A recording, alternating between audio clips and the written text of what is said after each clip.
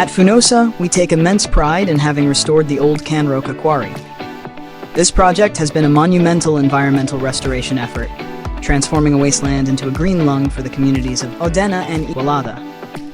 Our initiative involved a meticulous process of applying inert byproducts from the smelting process to fill the quarry, restoring its original landscape and topography.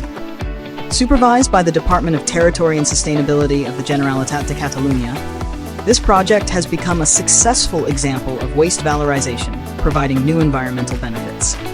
Between 2017 and 2018, we planted native vegetation, incorporating a diverse range of species typical of the Anoia region.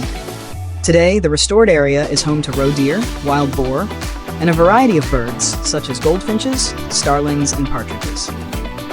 The forest now boasts over 580 trees and an undergrowth covering more than 2,550 square meters, all managed under the guidance of environmental experts.